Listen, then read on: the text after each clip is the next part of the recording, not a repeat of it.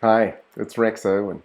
I wanted to talk to you as it's the completion of the year 220, a milestone, and what an amazingly extraordinary and challenging year it's been in so many ways, and a year of innovation, and often through change, through impossibility, through obstacles, we come up with our best work as humans, and we're seeing evidence of this throughout the world with ways of operating in being able to work from home and being able to use our digital world more, fly less, etc., etc. And so the benefit in so many ways is awesome. And of course, there's been some fallout.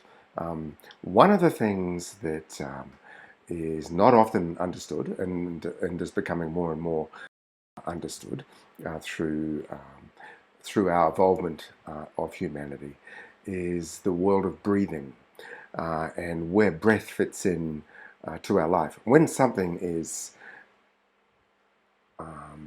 already there, we're already doing it, it's already part of our life, we can just settle for that. We can settle for the innate ability of us that we're going to be breathed, whether we're asleep or awake, and settle for that. When we really log on to the genius of the brain and the way the brain works, you'll find the breath is attached to the nervous system. And through that, the breath, obviously, when we are feeling threatened or feeling pressure, we breathe shallowly, we take a breath of panic or distress, and when we're calm, we tend to go, ah. So the breath is sort of integrated. And when we breathe in, the heart actually speeds up. And with unique equipment, we can measure that. And when we breathe out, the heart rate slows down. And so it's connected to different aspects of the nervous system. When we breathe in, we are ever vigilant, ever ready. So it's connected to the sympathetic nervous system, to the fight-flight mechanism, which is ready to respond to everyday life, to threat, to danger. And when we breathe out with slowing down, it's connected to the parasympathetic system. And maybe you're wondering, well, why is that important? It's important because when we understand it, we can actually breathe consciously. We can manage and influence the breath, which influences the emotional state.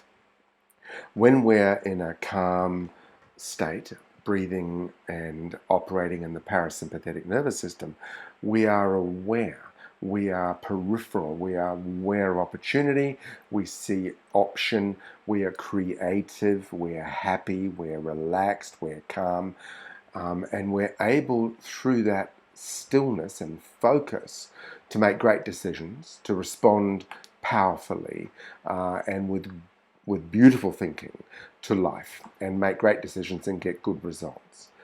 So if we could manage that more, if we could be in control of that more, then even when there's difficulty or crisis or change, we can manage our emotional ability through the breathing technique.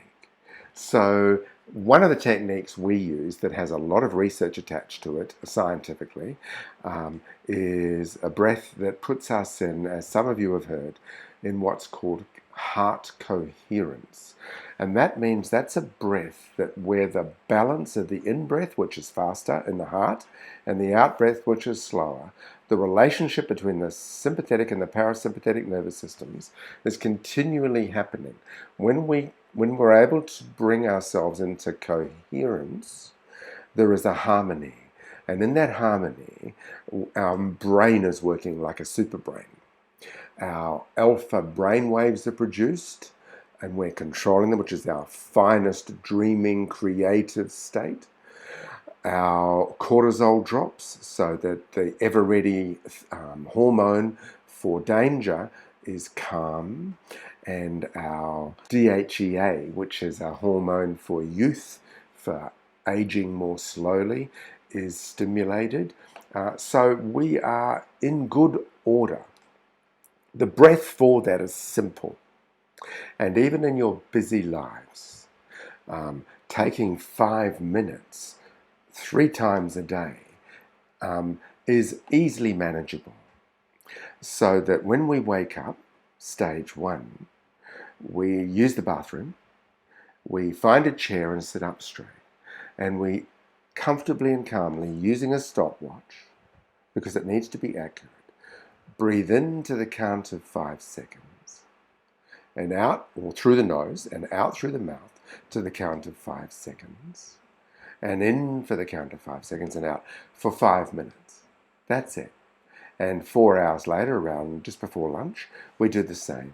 And in the afternoon, 4 hours later, usually at the end of our busy day, we do it again. By keeping that going 3 times a day, 3 lots of 5 minutes, we bring the heart and the breath into coherence. Our state of emotional management, our well-being, our health, our longevity, our well-being, our clarity, our creativity, our happiness is then in our control. The only requirement for you is to choose to take the time to do it, the discipline to do it.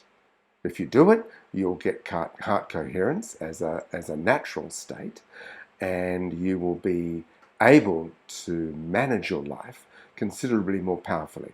And with more technique that we teach, with coming to our breathing workshops or coming to our workshops or being in a position to come and have one-on-one work, getting mentored and guided, you can bring those strategies into your life and start to see extraordinary results more and more and more often.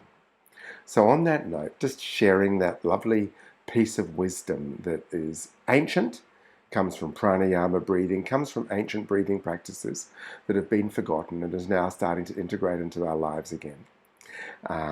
We can share that with you, and hopefully you use it and find yourselves having a peaceful and calm Christmas break.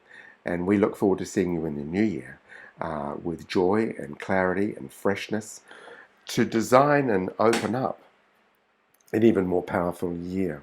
So wishing you well from the Mind Matters team.